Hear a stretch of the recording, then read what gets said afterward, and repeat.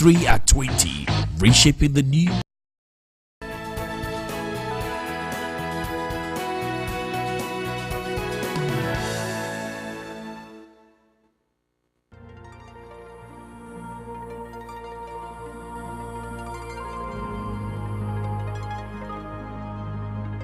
She is a software engineer, co-founder and CTO of Logicel, producers of G. Kudi microfinance systems.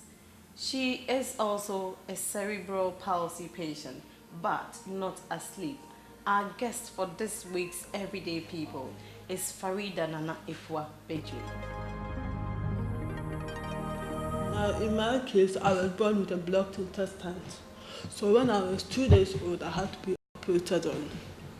So by the time I came out of the incubator and they were able to apply the physiotherapy, it was too late.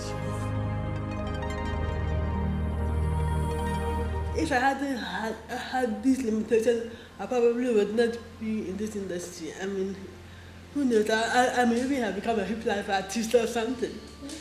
But then, because of these limitations, I had a problem with my handwriting. So I started using computers at a very early age. I actually started using the manual typewriter to type letters, but I could not write very legibly. So from the manual typewriter, I graduated to an electric typewriter. Then I graduated to a computer.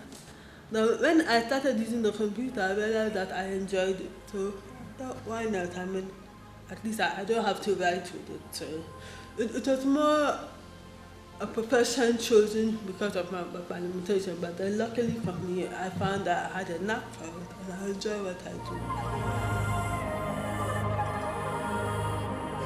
do. You know I have a condition. I didn't know I have a condition. That is what is encouraging me. I see myself as somebody who I cannot do certain things you cannot do, but you also cannot do certain things I cannot do. So when you look at it that way, then you realize that there's nothing really wrong with you. We all have our strengths and our weaknesses. My weaknesses are more visible. Yours are not. So when you look at it that way, then you realize that there's really nothing wrong with anybody with a disability. It's just that at the end of the day, our weaknesses are visible. We started this company, Logicel, in response to a gap in the market. That gap was the gap of microfinance software that suited the needs of the industry in the country. My partner, Derek Denchi, and I were working with a microfinance company. We got a foreign software that did not suit the needs of the local industry. So I am a software developer with almost 20 years experience in the software industry in Ghana. So I came up with a concept that we can do something better than what you have, which is very expensive, and it did not suit what the microfinance company needed. It is my desire that no matter who you are, whether you have a disability or not, when you see what I have achieved, you realize that you can achieve it and achieve even more than I have. I mean, the sky is your limit. The only thing limiting you is your mind. And if you are able to break through those barriers of containment that you have put your mind in, I'm sure there's nothing that you can't do. It is more of a book teaching the perception on people with disabilities. I wanted to let society know that they're just like everybody else. We have the same emotions, the same needs, the same one that everybody has. So I wrote a book so that at least anybody who reads the book will realize the mindset of somebody with disability. Miracles are gotten every day. We just don't appreciate them. So we have to read the power of the miracle is. When you read the power of the miracle, then we realize that when you wake up in the morning, it's a miracle. When you're able to get out of bed and put your foot down and stand up, it's a miracle. So everything that you do, you shouldn't take it for granted.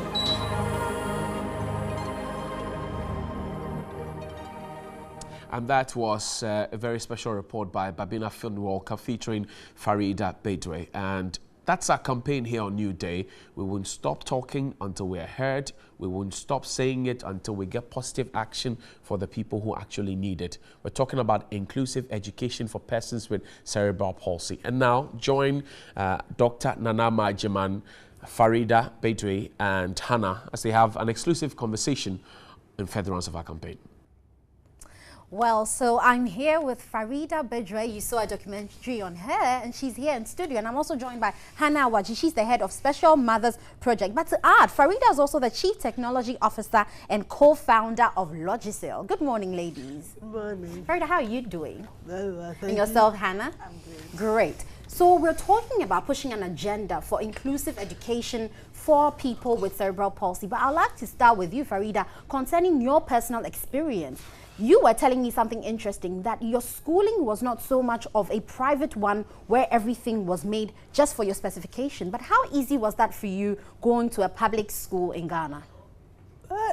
Fortunately for me, I had a good foundation. I was homeschooled by my mother until I was 12. So by the time I was 12, I went straight into JSS1. And it wasn't that difficult. I remember my first day in school. I went to a school called Cambridge JSS in Ghana. Yes. And I went into the classroom, and the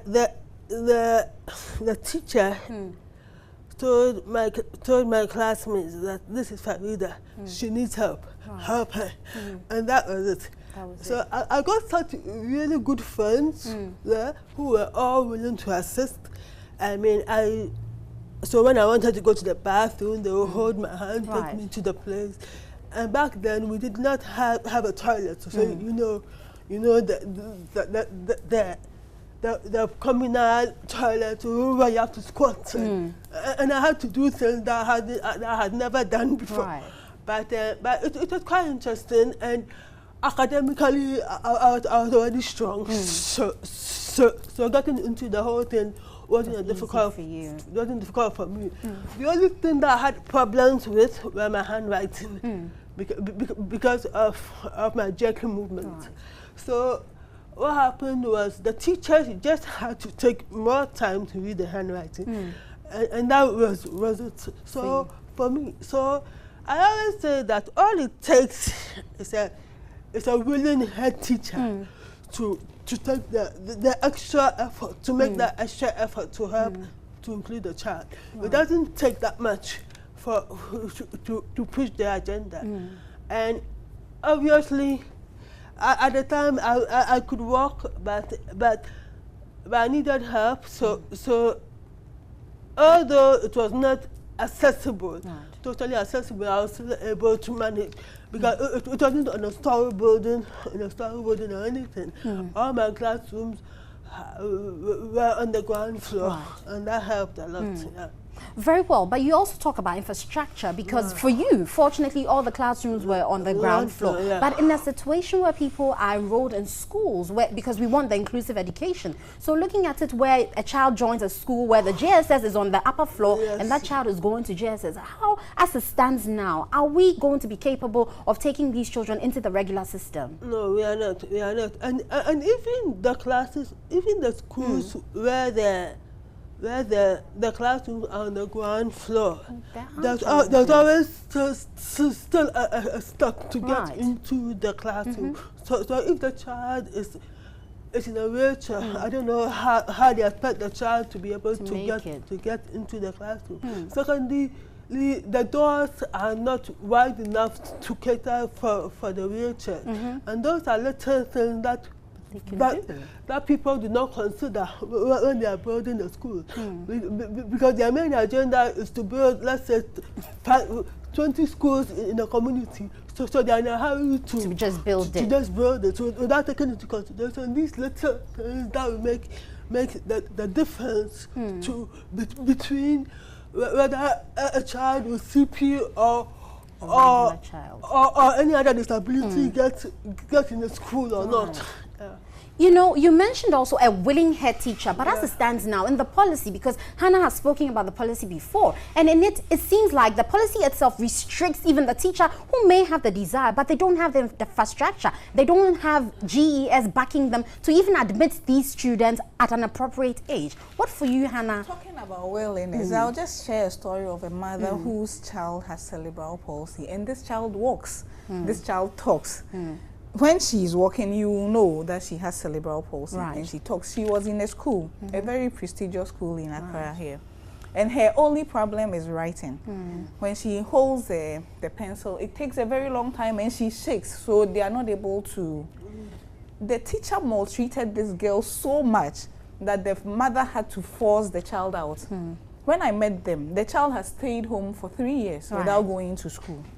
Something as simple as handwriting.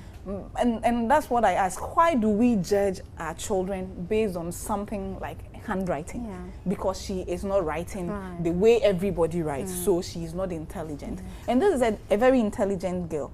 So willingness, understanding that this is a condition.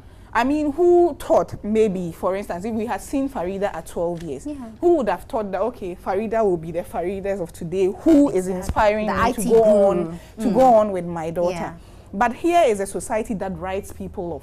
Oh, she cannot walk, so we can't, what is she going to do in life? You know, those kind of mentalities need to be taken off teachers and head teachers' mind. That every child is possible, every child has capabilities, and every child can be developed into something that will help enhance our society. So those are the things that we need to look at. Farida, I'll come back to you because you started school at a later age, and so you had some homeschooling prior to that. Do you think the narrative would have been different if you had to start school from a younger age? Probably, especially in Ghana.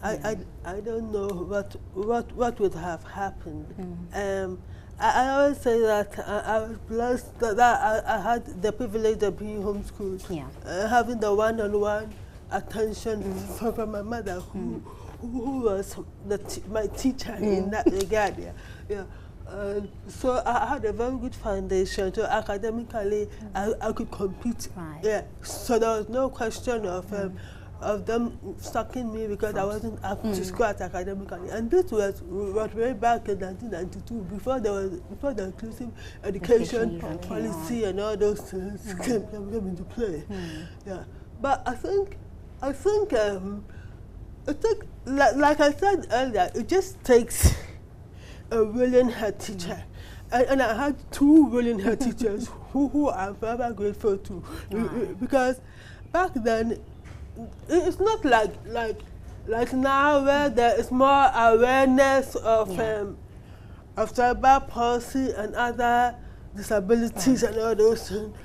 We are talking about the early 90s. I don't know whether you remember what Ghana was like in the early 90s.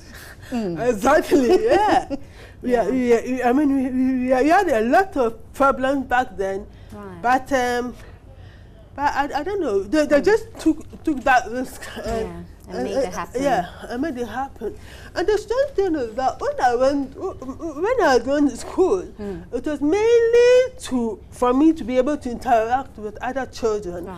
I wasn't really expected to excel that much or anything. But my mom just said that, look, you have been in the house for a long time. You don't have friends of your own. Your sister is your only real friend. It's about time you got out and learned how to be socially inclined to meet other children.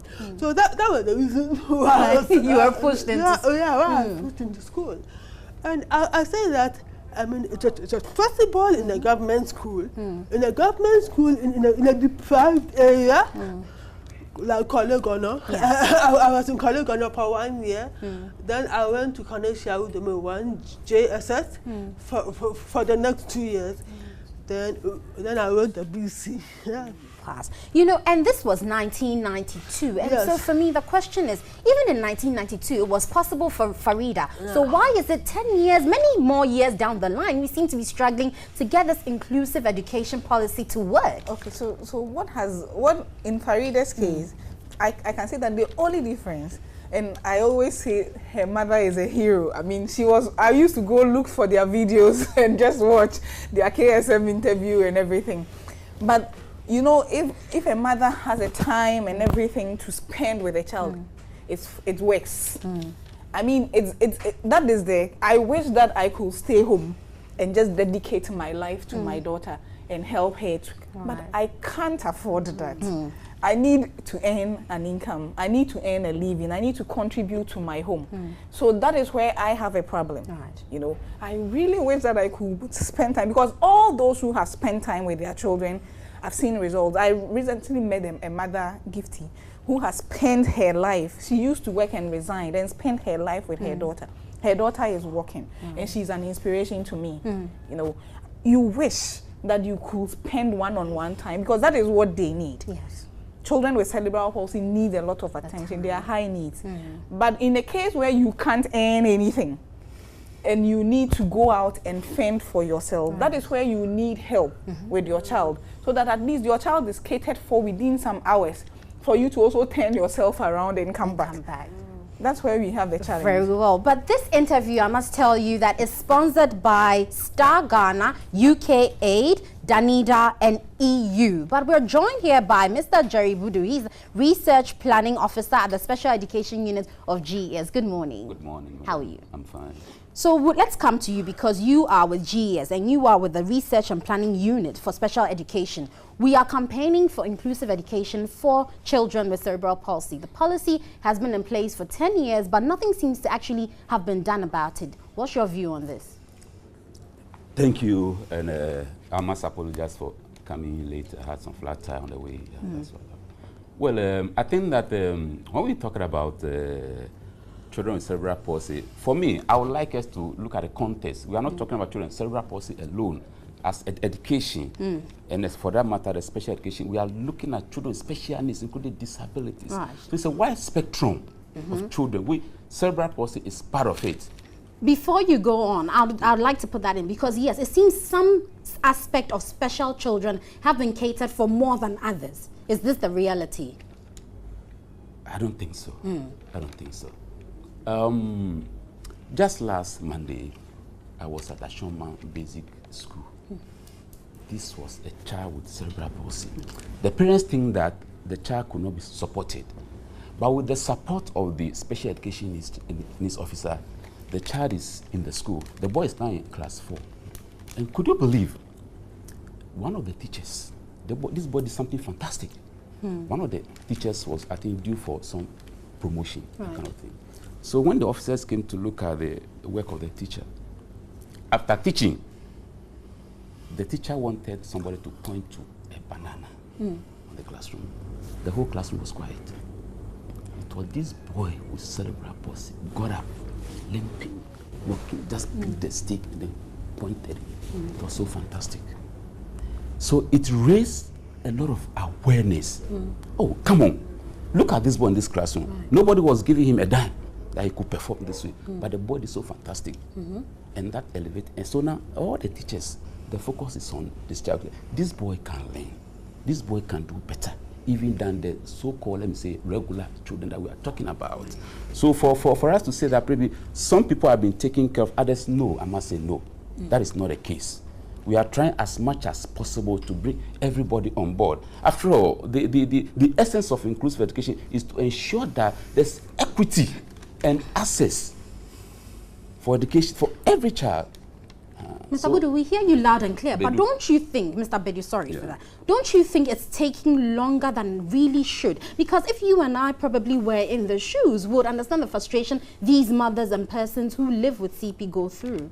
Madam, we know. We know, and we don't shy away from that. Right. We know what they are going through. It's real painful. When you need support, you don't get the needed support that you have need of. But then, I must say also that you require a lot of resources, both human, financial, physical resources, infrastructure-wise. But look at our infrastructures in the school. We won't say that they are up to date. No, we are still trying as much as we can to ensure that children with disability and special needs, at least they have access to our classroom. They have access to teaching and learning material that we adapted and modified to their special needs. But Mr. Bedu, we can't say until that is done, these children should be at home. So in the meantime, what is government doing to support them? Because like the Special Mothers Project, the appeal they're making is that even some mothers could be taken into these schools to actually help with taking care of the children. And so if that is a challenge for GES, they've offered a solution. Well, I wouldn't say that they've offered a solution. Right. But I think that their main concern is taking care of the children while they are in the school. Right. Because after all, the teachers cannot take care of certain things. Honestly, let's be practical. Right. And we see where they are coming from. They want to be there and support the teachers, including the children feeding, that kind of thing. In fact, that is what they are trying to do. But then we also need to consider it, because after all, they wouldn't be there throughout the day just like that. Right. They need to be fed. They must eat. They take transport from where they are, because most of them are not working. Right. And because of their challenges, they had difficulties in, some of them are actually having marital challenges as a result of the children, you know, and we are considering all these things. So we think that we need a lot of dialogue, and then we also plead to other stakeholders to come in to support the service, because it's a collaboration. GES, and for that matter, special education, cannot do it all. UNICEF is supporting, and I will take this platform to appeal to other donors, philanthropists, NGOs to come and support the system. Because if the system is good, it's good for all of us, and we will stand to be beneficiaries of the system. Very well. So guys, that's all time will afford us. But you heard it right from here on New Day. We are taking this initiative to campaign for inclusive education for children with cerebral palsy. Again, this interview was supported by Star Ghana with funding from UK Aid, Danida, and EU. We'll be here with more on New Day. Stay right here with us.